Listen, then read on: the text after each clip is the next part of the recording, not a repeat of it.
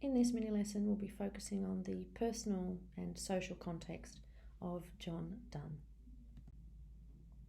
If you're a teacher and would like to use this presentation in your classroom, please find a link in the description below to a version that doesn't have the voiceover, and there's also a link to a worksheet that you can use to check students' understanding of the material presented here. I'm not sure of the reason behind this, but what looks like Donne, John Donne, is actually pronounced John Donne. And one of the most famous things he ever said, often repeated, is that no man is an island. He's a metaphysical poet, which simply means that he wrote during the 17th century and he used strong lines. His poems included speculations on philosophy in unusual contexts. And those first three ideas come directly from The Metaphysical Poets by Helen Gardner, her introduction. Because you're studying this with wit, you will become familiar with the name Helen Gardner because our dear Vivian refers to her a few times. Metaphysical poetry also is very concise, so few words with lots of meaning. They are deliberately difficult and the reader has to work it out. It's sort of like a puzzle. But when you do get it, you feel satisfied and your understanding of the text improves with each reading. So John Donne was born in London in 1572 to Roman Catholic recusant parents. That just means they were non-compliant with the established Anglican Church. They were illegal because they weren't allowed to practice Roman Catholicism. His father was a Welsh ironmonger and died when Donne was just 4 years of age. His mother was a lifelong Catholic and, just interestingly, was related to Sir Thomas More, who wrote Utopia and was also executed by King Henry VIII for not following his orders. His uncle was also exiled for his role in an underground Jesuit mission, and his brother died of the plague in prison on charges of harbouring a priest. So his family were really die-hard Catholics and willing to experience pretty extreme consequences for their faith and their beliefs, and yet Donne still converts ultimately to Anglicanism, which is just interesting. In his early days, we refer to John Donne as Jack, the adventurer. He had an interesting and fun time by all accounts and studied law for a few years. He went to Cambridge University, wasn't able to graduate because he refused a religious oath that he didn't agree with, and he had a considerable inheritance which he spent on the three very best things in life: women, literature, and travel. He became what's called a gentleman adventurer, travelling about with the English expeditions to Cadiz in Spain and Azores in Portugal. And then he became the secretary to Sir Thomas Egerton, who was a bigwig. He was the Lord Keeper of England. Whilst he worked for Sir Thomas Egerton, he was based in their home in London, so he was in with some very wealthy, influential people. He became a member of Parliament, and a lot of his love poetry is written in those early years for him when he was a womanizer, basically. One of the influential people that Donne comes across at the Egerton household is Sir Thomas More, who happens to have a daughter who is 17 years of age, and Donne falls in love with her.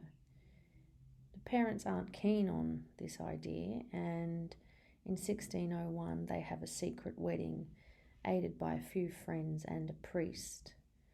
Donne tells Anne's father by letter a few months later, and Sir More, the father, is annoyed, angry, and responds violently. He tries to get their marriage annulled, ruined, as though it never happened, and this destroys Donne's career.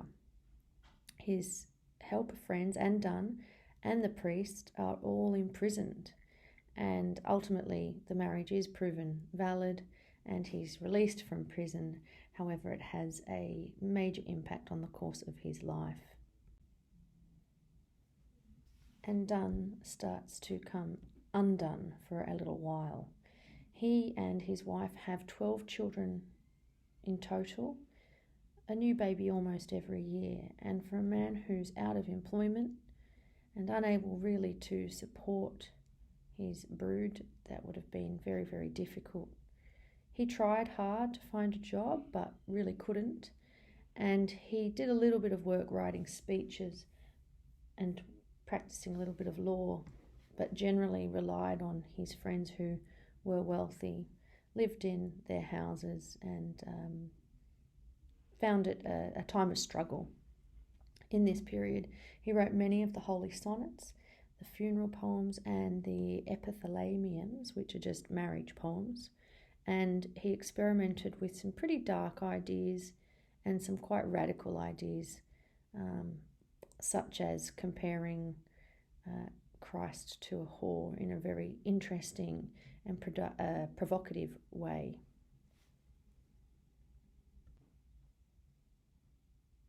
After that 12-year period of real hardship and struggle, things turn around for Donne again.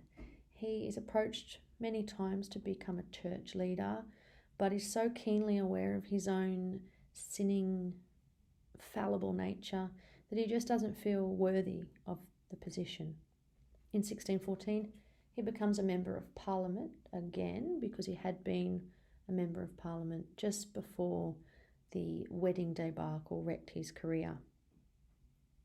In 1615, the King James, persuades Donne that he is indeed fit to become a man of the cloth. Some accounts say that King James actually forced him to do this, but I can't confirm the veracity of that. Regardless, he goes on to become the most celebrated preacher of the land, and people travel far and wide to come and listen to what he's got to say. In 1617, his wife Anne dies during childbirth, and their 12th baby also dies. Donne mourns her loss deeply, and when you come to read Valediction, you will see the depth of the love that he has for Anne and the suffering he would have experienced when she passed on. In 1621, he is made Reverend Dr. Donne, Dean of St. Paul's Cathedral.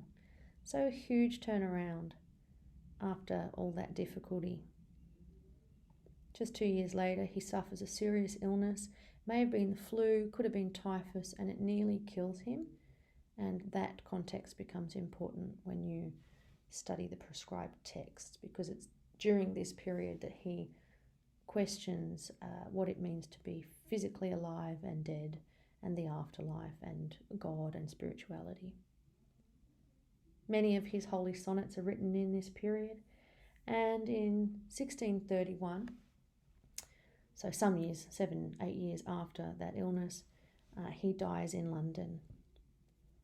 Some scholars have said that the works that Donne wrote as a preacher, his sermons, are the best that exist in living English religious literature. So we can assume that the beauty and the potency of his poetry crosses over into his prose with his sermons.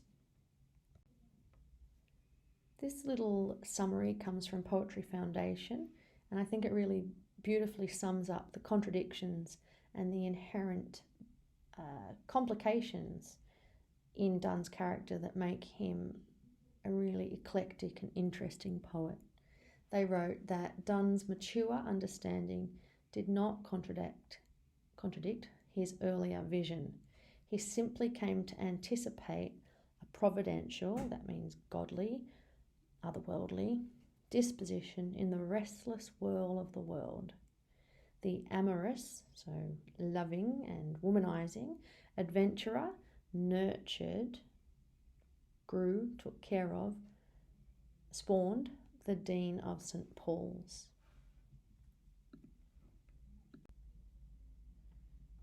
Just a few things to note with Donne's poetry.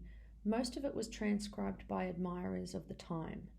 Only 8 poems were published in his life, and the rest was published after his death, posthumously. Because of this, and the fact that he didn't actually date many of his poems, we don't know the order that they naturally occurred in. Editors over the time have tended to group all the marriage poems together, all the sonnets together, all the funeral poems together, and so forth, which is not necessarily how they were produced. He has influenced great writers, particularly the modernists. T.S. Eliot's a major fan, and I think you will be too when you start to unpack them. There's a great deal of fun to be had when you do understand the poem, and they stick with you. They're very, very clever and very memorable. Some of the themes he's interested in include love, faith, sin, salvation, sickness, and death, as in what happens to us when we die. There's a beautiful breadth and range. He is a walking contradiction. So because he's so cerebral and intelligent, his ideas are fascinating and very conceptual, academic, rigorous. But at the same time, he's a man of the world. So they're also worldly, and there's a pragmatic realism to them at times. And sometimes, as it says, they're erotic and then suddenly spiritual, or religious and then completely secular without religion. And then there's that intellect of his, but then the passion that comes with that as well. So in terms of a fruit salad, a big mix, I think Donne's got it covered.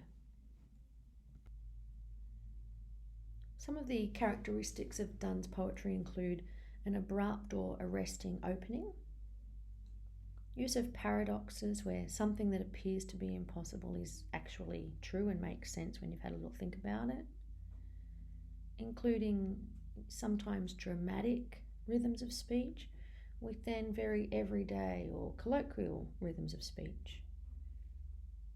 He likes to use a tense syntax, so the word order that can feel a little bit intense at times.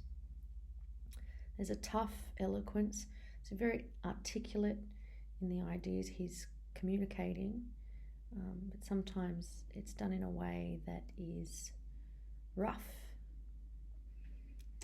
And he was in some ways reacting to the fluidity and the smoothness of Elizabethan poetry.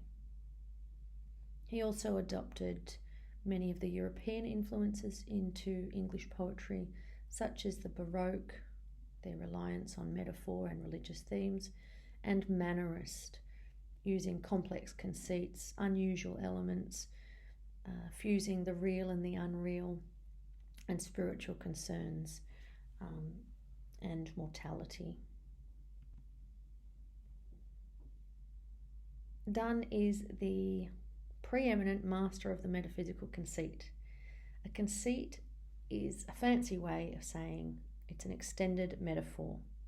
The unique thing about these metaphysical conceits is that they pull together or compare two very different, very divergent things. Simply put, it just means it's an ingenious comparison where you think, I don't understand how he got the idea to compare X with Y. I would never think that those two things were alike, and yet here they are being shown to be similar in some way. This makes it original, fresh, and striking. It's novel, it's innovative. And as Helen Gardner says, many Elizabethan poets use conceits, but the metaphysical poets use them to prove a point, a particular point. Closely tied to the idea of a conceit is the use of wit. In metaphysical terms, we're talking about images that are used in unexpected ways, where there's, by the poet, a very keen perception of connections between things that we wouldn't have expected. That gives the reader amusement and pleasure. It's surprising, They're intelligent, astute, and clever, and it's almost like the poet has constructed a puzzle. In fact, some critics have said the metaphysical poets confused poetry with puzzles, but they're sort of puzzling. You'll be studying Wit, of course, by Margaret Edson. That's a 2001 play, and a central concern that carries from Donne's poetry is this idea of intellect. So generally, Donne's style tends to be concise. He says a lot in few words, very complex meanings. There's a potent, powerful ambiguity. It's a greyness rather than a definitive notion of black and white meanings. They are, of course, very intellectually stimulating, as well as being emotionally intense. And it's this mix of the cerebral, the brain, the academic, the philosophical, the thinking, as well as the heart, the emotional, that makes Donne such an incredible poet. And it's no coincidence that Vivian Baring, the 50-year-old protagonist of Wit, has spent her life's career studying Donne, because he is considered the most difficult, the most challenging poet of all of English literature. And the theme of intellect runs through both of those texts in interesting ways. There are a total of 8 of Donne's poems set for the HSC Module A, and they include The Sun Rising, The Apparition, A Valediction, Forbidding Morning, This Is My Play's Last Scene, no apostrophe, At the Round Earth's, no apostrophe, Imagined Corners, If Poisonous with a Y, Minerals with double L, Death Be Not Proud, and Hymn to God, My God, in My Sickness, with an E at the end. Because Donne's poetry is 400 years old, the language is archaic and it's spelt and arranged in different ways, but you must write those titles correctly, and watch out because autocorrect keeps undoing it when you do write it.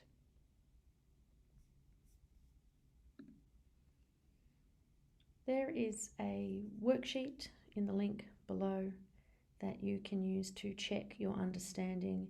It's digital or printable, up to you, and asks 14 questions. It will just make sure that you have a proper conception of Donne's work before you start unpacking his poetry. I hope this has been helpful, and I thank you for listening.